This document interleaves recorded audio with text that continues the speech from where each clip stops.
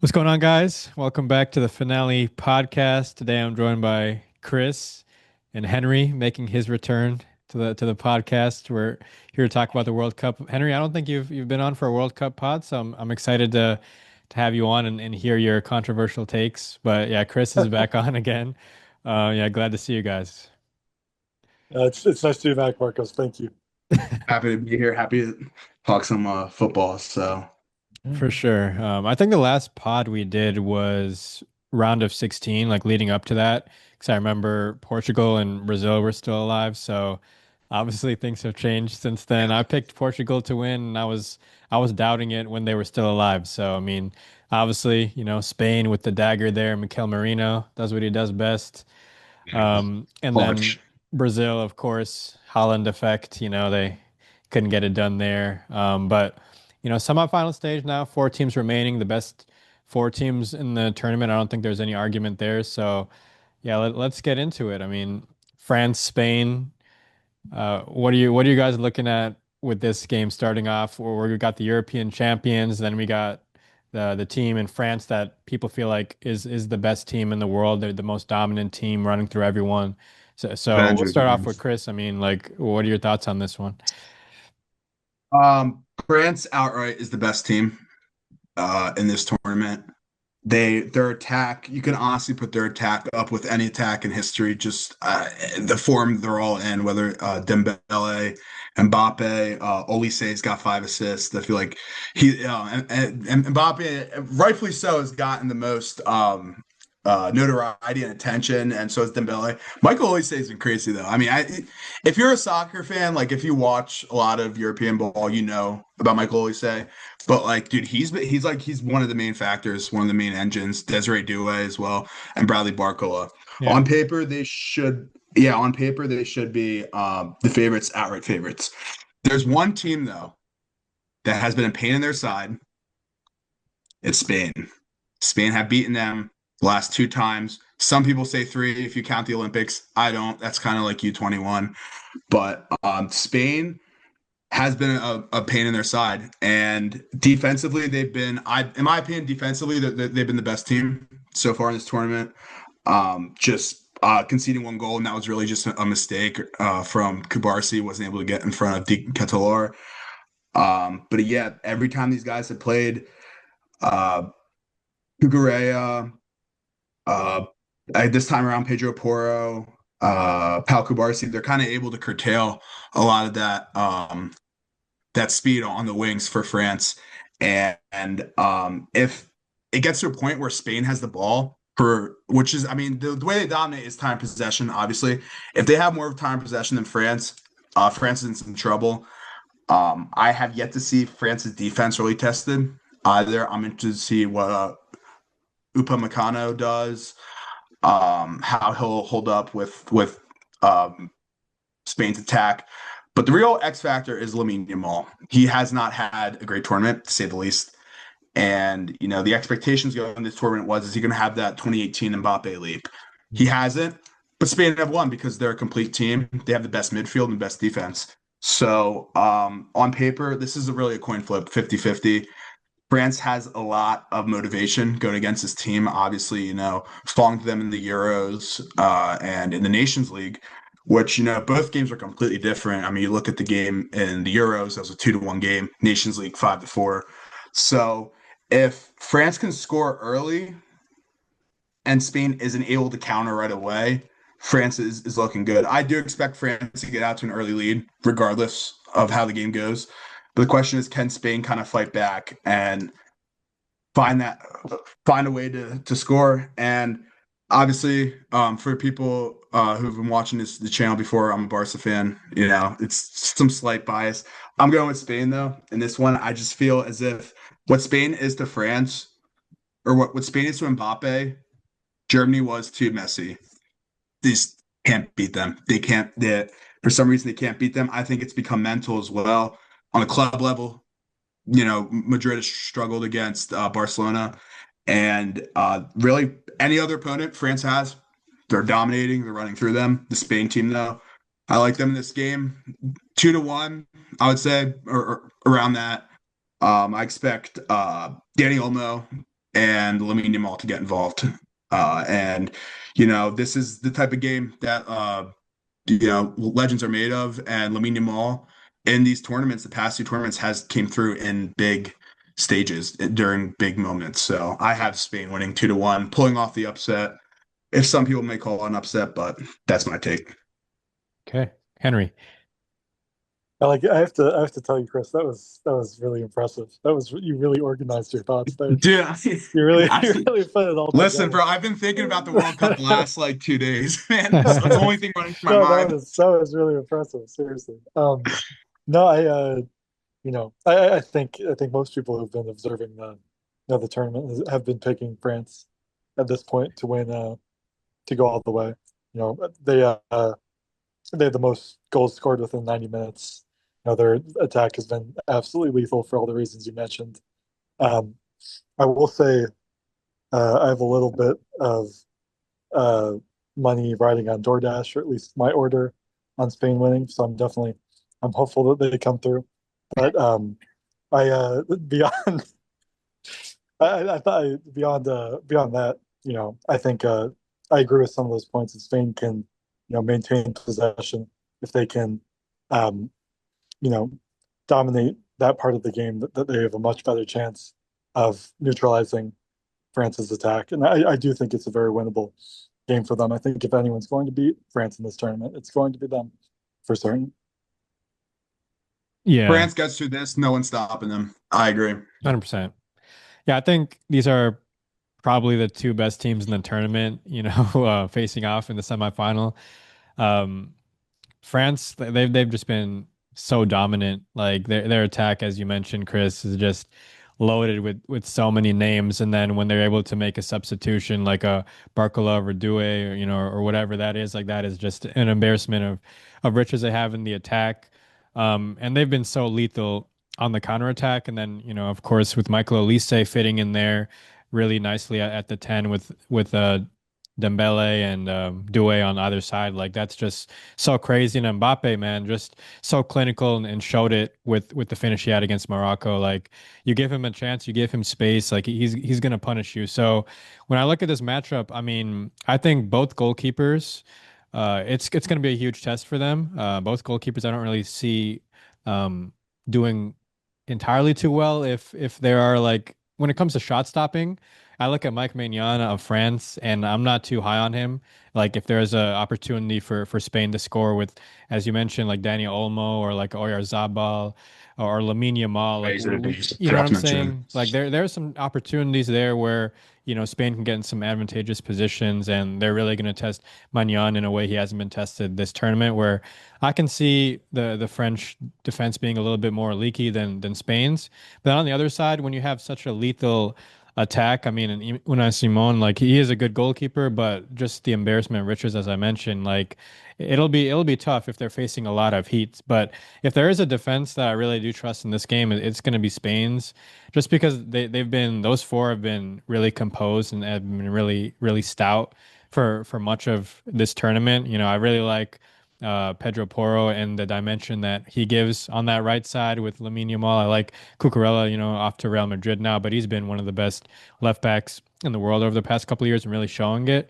I was kind of skeptical about the two center backs with Kubarsi and Laporte, but Laporte's been really good. And Then Kubarsi, man, I've liked what I've seen from him. Chris, you mentioned the goal Belgium scored last game, kind of with him being at fault. But at the end of the day, like that's just one little besides mistake. that, You know what I'm saying? Besides that, he's been very, very strong. So overall, man, this is a very, very good Spain team, very balanced, well coached team that I think if there is a team to take down France, it's gonna be Spain. Like, and when I look at England, their team England lost to France in the World Cup last World Cup, and then they lost to Spain in the finals of the Euros.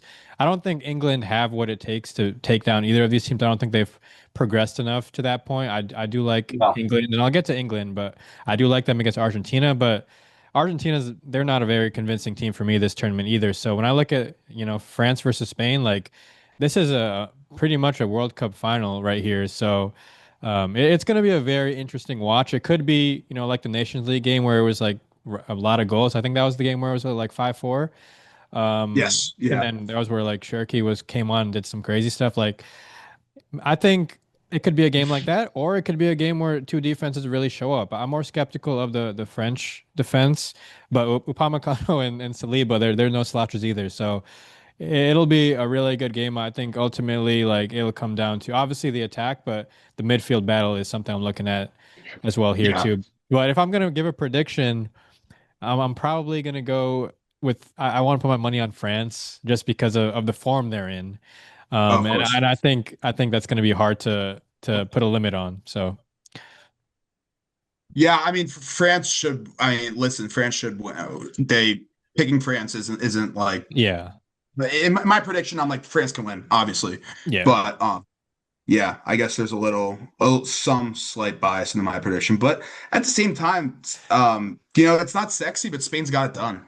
yeah, And if their midfield, listen, Olise is gonna have to play really well. I think he's gonna have to have his best game, which is crazy because he's already played well, but he's gonna have to be extra like in form, obviously, because Rodri has been playing out of his mind this tournament. And, post ACL, I think a lot of the concerns was he's not really the same player. When he puts on that Spanish kit, those past few times he's been unreal. And that, like I said, you have the embarrassment of riches for France on the attack. You kind of have that in midfield for Spain. I mean, look at that. You can throw Pedri in, Fabian Ruiz, yeah. Danny Olmo, Rodri. So, yeah, like I think that, like you said, the midfield battle is going to be really important. So What do you think Henry. of Oh, oh, I was just wondering what we thought of Pedri not starting the quarterfinal. yeah. Uh I mean, it his worked out. replacement coming in and scoring. It Yeah, worked. No, exactly. no, He scored in the it worked. Yeah, His first form half. Yeah. wasn't. He was really bad against Portugal, so I Yeah. think that was yeah, the right move. Yeah. Fabian Ruiz, the guy, like if you want to if Spain wants to score early, you put him on. Like if you want a more offensive attack, you put him on. Rodri's carried a huge load on defense, but like if I had to pick who's a better defender, Fabian or Pedri, I'm gonna say Pedri, obviously.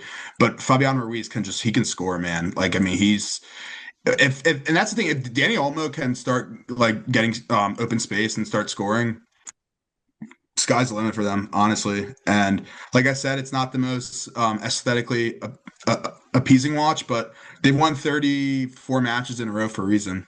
They're just Spain. So yeah, I hmm could see it going either way. And the winner of this probably will make the final. Although I think for some reason England matches up much better with Spain than they do France, but it's for later. yeah.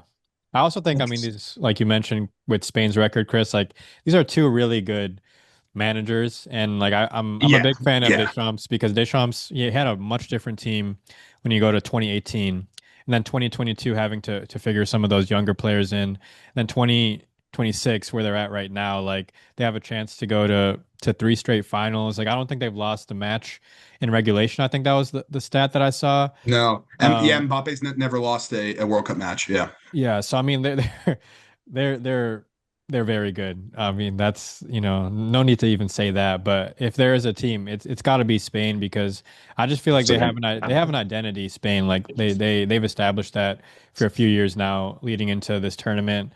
Starting from like obviously the Euros, had a decent 2022 World Cup, Euros, and then Nations League, and then where they're at right now. Like I think that they have a great chance of getting it done. And I mean, Marino, I kind of mentioned him as like like a funny sort of joking thing, but like, I mean, when he does come on, like his effect is very like, he pounced on a mistake from Lamens, like when I saw that in last game, I was like, damn, that sucks for Lamens. I'm a Manchester United fan, but like seeing somebody with those sort of instincts who's not really a natural striker is kind of rare. So, I mean, just it shows you that they do have maybe not the marquee name up top, but they have so many guys that can, beat you. And I even say like I know Chris, you've talked about like Ferran Torres. I know you might not like think the most high of him, but like he is also last two games, he's been yeah. really good. Yeah, I Last two mean games, another I'll guy. give him that. Yeah, He's another an guy. energy guy. And then the one thing is though, if they had Fermin Lopez, that's I know he's hurt and out for tournament. If they had him, oh Yeah. man. But I Yeah. will say though, if the game's close and at the end of the match, I mean, you kind of want Mikel Marino. So Oh yeah. if France wants to win, they're gonna have to score early. I think the longer this game drags, the better chance Spain has. That's all I'm gonna say. No, 100%. 100%. But They have to score early. yeah, I think the last couple of games, I believe it's been Kone in the midfield for Tchouaméni. Is Tchouaméni going to be playing tomorrow? Is Kone gonna be playing? Because I know he got hurt. I think he's. I don't know. Actually, I don't know. He should be fine. Yeah, Oh that's what wow, I've the heard. wrong But Kone came up. I That's the mean, wrong guy. but Rabiot Yeah, is Rabiot's a mainstay in that Manu Kone. midfield. Okay. But Yeah, their midfield has been questionable, and then you look at Cherokee. I mean, he was one of City's best players last yeah, year, right? Like I don't think yeah, that's an over exaggeration to say that. no, Um, he hasn't really done anything though, right? I mean, Deschamps hasn't really played him. yeah. If he can unlock him, man, really, we're talking about like walking to the trophy. But yeah, they're gonna. It's so interesting because there's so many like advantages and disadvantages for each team. You know, one is the attack, the other is the midfield. Defense, I like Spain, but at the same time, Saliba's been really good. I mean, it's and then goalkeeping, like you said, Unai Simon hasn't been tried, and Spain's never trailed. If they trail, what's the response going to be? So, you know, Hmm. For sure. Let's get into. Oh, Henry, your prediction was? Did you say it? No, I do think France will ultimately win. Okay, If I'm being honest, I'll say 3-1. Closer than the score, but I say they'll pull away late. for sure. 2-1 All right, Spain. 2-1 Spain. Okay, yeah, I'm gonna say. I'll say 2-1 France. I think was that the score in the Euros when Kolo Muani scored, and then The inverse of that, yeah, okay, and then yeah, two and to then one, yeah. Lamine Yamal had like this Yamal, crazy goal. Yeah, yeah. So I'm going for the opposite of that. yeah, But he's got to show up, man. yeah, Lamine Yamal, he's been talking, man. He's been talking It's in his the media. birthday, Yeah. yeah. Oh, it's his birthday? Okay. Is he turning Today, yeah, today? Is he turning 19, 20? yeah. Oh, No, 19. he's 19. That's 19, yeah. crazy. Incredible. Well, Yeah. Man, all I these Barca mean, guys peak early, dude. that's yeah. Hopefully he's not peaked, but like his No, I hope he's got neither. a great opportunity. Like he's been talking in the media about like, you guys shouldn't expect anything from me tomorrow if I've been playing so bad. So I think he kind of is like he knows what he's able to do. So I don't think he's faced by these underperformances. I think he's got a great opportunity. Yeah. Um, Left back for France is that Digne from Villa. Yeah, That's Digne, and then you got Teo, right? Still, like, Hernandez. Yeah, they're probably gonna swap him on him. I mean, I like that matchup more, to be honest with yeah. you. But It's a familiar matchup should that be he's hard to had a lot stop. of success against. So I think this is a match for him to really get going, and it'd be at a much needed time. So let's get into England, Argentina. Of course, England, they've had a pretty good run. It might not have been the most exciting run, but they've had some decent showings here in Henry's like, I don't know. But hey, I mean Yeah, let's he's look at Scottish, it. man. You know, Let's look at it. Going down against Congo, right? Like that wasn't the easy one. They had to, come back from that, of course. And that was really their first biggest test with Tuchel. And then you go into Azteca, which is obviously like a daunting environment for you to go into. And then having the statement with two Jude Bellingham goals early and having to fight off that Mexican team that was gonna, come back at you, I think is very impressive. I think that really gave them a lot of momentum to the point where when they did go down against Norway, it wasn't like they were worried about it. And you could see in their performance and then, came back and tied the game before halftime and then eventually going on to win and really didn't even have to deal with much of a threat from Holland. He didn't look like himself, and that was definitely his worst game of the tournament. So I look at this England team, and I think they're going into this Argentina game like feeling themselves, feeling very confident. An Argentina team that's obviously the defending World Cup champions, but not really playing like it. They've had to have a lot of moment of brilliances to get to this point where you look at Messi's goals and his performances have been amazing at his age. You look at last game with Julian Alvarez and that goal that he scored. Like they've had a lot of spectacular moments. You look at who was it, Cap Verde game, of course, in the moments that they produced in that game to be able to win that. So they've had some very key moments, and I guess the moments that World Cup champions can produce. But I don't know. I feel like I favor England in this game. But Chris, where do you stand here? Yeah, I do favor England as well, but I want to say one thing though. I think the English media is way too confident They about always this game. they are, yeah. They I'm always seeing are. pundits saying they're going to dog walk them and they're going to just like walk all over them. Now, I'm going to try to stick just to football for this because with this matchup, there's a lot of history. I mean, we could have a separate podcast on that. But yeah, as much as Argentina's been unimpressive, I mean England has been impressive, but they at the same time they gave Norway that game. If Sorloth's able to make that pass, I Yeah. mean, or it could be Norway and Argentina, but it's a Yeah. game of ifs. England seems like a destined side, though. I know you saw. I'm gonna make a comparison. You saw the Knicks break their drought. You know, what was it, 53 years, 52 years? I'm getting some vibes like that from England, but at the same time, it's they're if they win this, they're playing and they're inferior to the two sides. But I just think the way England's playing right now, they just seem like more cohesive. I would say they seem like Argentina team chemistry is you can't compare that, but like England just their flow, their style of play is so good. Anthony Gordon's been great getting the ball to Jude. Jude's putting up an unbelievable tournament. Harry Kane's been great. I'm gonna be interested to see his matchup with Romero though. That's because they're very familiar with each other. Um, but he's been awesome. Declan Rice, he's gonna have to step up. If they're gonna want to, I mean, look, they've been playing well without him, but Argentina's midfield. I mean, Leandro Paredes. Not many people have been talking about him. He's been one of their best players. He's Yeah. been unbelievable this tournament. And on paper, look, I mean, England dominates them on paper, but listen, when those Argentinian players put on that kit, though, they turn into like superheroes. They turn into like they're a different type of player. You're not Um, expecting Romero. You watch him in the Prem, you're like, dude, who is this guy? He puts on that kit. He's one of the best defenders in the world. yeah. look at Martinez, your That's guy, how I feel about Martinez. Lisandro. Lisandro, man, Yeah. I mean, he's been great, but Yeah. it just something seems clunky right now. Maybe it's the World Cup champion curse finally coming through. And just Scaloni, look, listen, he did a really good job making adjustments last tournament.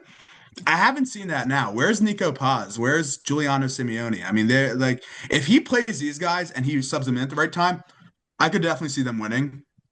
But right now, it just seems like England's they have the more promising chance. I will say, regardless, it's going to be pretty controversial afterwards from the media, whether it's yeah, there's gonna be a lot of these are two very they're not timid fan bases. Either one of these. They're very nationalistic, very proud of their teams. Listen, if Scaloni clicks the right buttons, he hits the right buttons, I could see Argentina winning. But I think England's just been the better team. They've been, more um they seem more destined this time around than Argentina does. As a Messi fan, it'll destroy me seeing him lose. But again, he has a third place match, and just it feels kind of surreal. I felt last game. Okay, I'll give you my prediction. England, two. I'll go England three, Argentina 0 or 1. I'll go 3-1. But I will say like last game, I felt that inside. I was like, is this gonna be Messi's last game? And then the yellow card or the red card happened, and I was like, all right, we live another day. But um, yeah, they're gonna have to play an unbelievable game, but at the same time, if you doubt this Argentinian side, they've punished people for doubting beforehand. But I'm England. I have England winning. Yeah. I was also looking at it like when was the last time like these two teams played each other? Because I don't remember Messi really playing. Messi first time Messi's ever played him. Yeah. Yeah, Um, they played. I they saw they played purpose in 2005 because they per I saw Messi was suspended or he got a red yeah card in his first game, and yeah the next friendly was against them, so he wasn't able Yeah. to play them. Henry. I didn't mean to cut you off, but they purposefully do not have these teams play each other because of Yeah, the yeah, Falkland Wars and just everything off the pitch. So. yeah. There's so much history between these two. It's gonna be awesome. The hate. I'm looking Yeah. forward to the hatred. I really am. Yeah. It's going to be really good. But Henry, what are your thoughts? Yeah, I mean, as you said, a ton of history, both geopolitically and in the sport. But I've been I think, we've talked about the four best teams in the tournament making the semifinal, and I think that's definitely the case. But in this tournament, I think people have seen Argentina struggle with their current formation. They have their midfield quartet. Rodrigo De Paul Uh-huh. Paredes has been really good, as you mentioned, but 4 years ago they had a series of ball winners around their main playmaker and Messi, who doesn't track back defensively, and now they're all 4 years older. And as you mentioned, they have a number of players. They have Marco, they have Paz, they have Simeone, who they Give him a chance, haven't, man. Like seriously. yeah, I'm who sorry. they haven't played at all.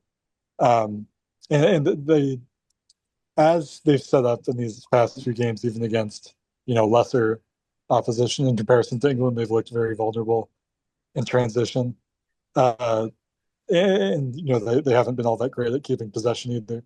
So I'm very very curious to see what changes are made by Scaloni because I think it's necessary. He Um, has to. He has to do what he did 4 years ago yeah, when he put yeah. Alvarez in for Martinez, you know? hmm No, I hope he's able to make some changes because you've seen DePaul especially, but Um, I know you've seen, some of the old guard just really struggle this tournament. They have been very fortunate to get to this point.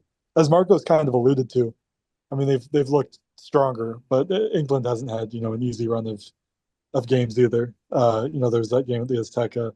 There was, Yeah. a little bit of controversy in that Norway match, which I, but anyways, it was a game where, Sorloth had made that pass. If Norway had taken some of their chances, they could have won. Obviously the Democratic Republic of Congo, that match was very close as well in the knockout stages. So they're far from, invincible. I just think with Argentina's current tactical setup, and unless they're able to find something completely different than everything we've seen in this tournament so far, I can't see them, you know, going much further. And it's unfortunate as well because Paz overlaps so much with Messi and what they're able to do, Yeah. controlling the center of the pitch, and those are probably the team's two most talented playmakers at this stage. Maybe that's too much praise too early, but I think they need to find some way to utilize their youth and replace some of the old guard that just hasn't been as up to it as they were, in 2022 and in Copa America 2 years ago. So as of right now, I would pick England as well, but I'm very curious to see what changes Scaloni makes. Yeah. I mean, I'm looking at this matchup here. When I was watching last game, and Zlatan said it on the halftime show, like England were playing with one less man because of Madueke. And I was like, I couldn't agree more. I could not agree more Yeah, why because isn't Paul? Where's Palmer? Where's Cole Palmer I at? mean that's another question, but like, with Arsenal, I mean they kind of run these players into the ground. So like guys like Rice and Saka, they're not really at their best right now. So I think Well, yeah, also. that's contributed to, where they're at right now with these managing these players and these injuries. Because I mean, if Saka's at his full fitness, like he's obviously the guy that's going to be right there. But I mean, he's dealt with some injury management for a while because of all the minutes he's playing for Arsenal. So I think if you look at the matchup tomorrow, I mean, I'm interested to see like they started Madueke last game. I'd hope you start Saka in this game to be ready for that matchup and give them an added dimension. We saw what he did to create that goal for Bellingham in against Mexico, right? With the assist there for his header. So I think just figuring out what you're going to do in the attack. I think Anthony Gordon's really solidified that left spot, really, shutting off Marcus Rashford in the competition for that spot. Anthony Gordon's been really good with just Big pro. I've been watching him. I mean, he's gotten like a lot better with his one-on-one battles, taking on guys with little feints, with his speed, of course. He's been really good partnership with Bellingham and Kane. So I've been watching him. So I think it's more than just that duo up front with Kane and Jude. Yeah, like you've got some really good attacking options right now. But yeah, with England, I mean, they're loaded. I think, but they also just look better for me. They looked a lot more convincing. They look like um they can take control of games. Elliot Anderson's kind of grown into this tournament a lot more, and I've liked what I've seen from him. I also think like Tuchel and the subs that he's able to make. He's not afraid from making these subs at all. Like the guys that he brought on, like Morgan Rogers, Jed Spence, guys like that, they all impacted the game at a very high level when they came on in the last game against Norway. So I think with England, they just have a lot of talent. They have a lot of depth and guys that can come in and make a change. And whatever they need in the game, like a guy that's you want a guy in the defense like Dan Burn that can win headers and like win the game that way. You want a guy like Jed Spence who can come in. You want a guy like Reece James who can come in. Like you've got so many options in this team, so they might not be the team that a lot of people expected. But they've got so many options, and I like what I'm seeing from England. They just look a lot more cohesive. I forgot who mentioned that earlier, but I totally agree with that. When I look at Argentina, I just feel like they're a team that's really just produced a lot of really good moments, but at the same time, like those moments do matter. Like they matter a whole lot, and Yeah. they're very important moments. I like what McAllister's been doing. I think Paredes, Chris, you mentioned it's been really core to their team. I also just think Scaloni trusts these veterans a lot more, and you're not seeing as many of the younger guys coming in and giving them a chance because of the guys that he trusts from his 2022 team. I also look at Enzo Fernandez, man, and he looks like when I watch him for Chelsea, Dude, man, like this is not the same guy. So no. I Four can years see. ago, he was a beast. I can see why Yeah. he's disgruntled at Chelsea, man. Like I can see why he doesn't want to be in that environment. Because like this is what he's capable of. So that's another dimension to their team that is maximized with that shirt on. So many guys, of course, Chris, you mentioned with the center back partnership, like Lisandro Martinez, he does that for United, but it's when he's healthy. And He does not do this for yeah. them. Well, like it's to this, he can do this, but it's like Yeah. this level of consistency. We don't see it for United. So when I'm seeing this, I'm like, okay, like, yeah, this guy might need to be in a different environment too. So this is what he's capable of. And obviously Romero's, he's no slouch when he's at his best and, when he's not getting red cards. So just so many different options for Argentina as well. When I look at this matchup, I think England also need a goal early. They've gotten into the habit of not starting fast in a couple of these knockout games. So I think I'm going to be watching out for that. And also like who's going to be marking Messi? Like how are you going to be managing that? Is Declan Rice going to be up for it? Is it going to be Elliot Anderson? Messi's obviously he's the key, he's the engine. So, getting a hold of him is going to be super super important. And then from there, like just the midfield battle again is going to be totally important in this game because I feel like that's honestly where the game is going to be won. Both of these attacks are pretty clinical, and when you give them a chance at goal, I don't think you have anything to worry about at that point. Pickford's made some big saves. I mean Martinez, he can make some saves, but I think at the end of the day, it's going to come out of the midfield battle. It's going to come down to the defense. When I looked at last game, the way Switzerland scored against Argentina was way too easy. And I'm Yeah. gonna be watching out for that. When England got scored on, it was a very good goal. Like definitely, like that was a screamer. So I'm looking at the defense. I think Argentina is gonna have to be a little bit more stronger in the area, but we know what they're capable of. So, oops, am I muted? No, you're on, but we're running out. I think the Zoom meeting is going to end I'm soon, gonna but clutch this out right just here. yeah. All right, 30 seconds. So my prediction, I'm gonna go with I'm gonna go with England. I just feel like they're a team that again is in better form. They're a team that hasn't shown as many like moments of just being shy of it, like they were under Southgate when they had some bigger games. I think they've met the moment. And with the way Jude Bellingham's playing, man, like anything is really possible with this team. I don't think anyone's putting a stop on that. So I'm gonna go England in this game 3-1. I just like what they're doing overall.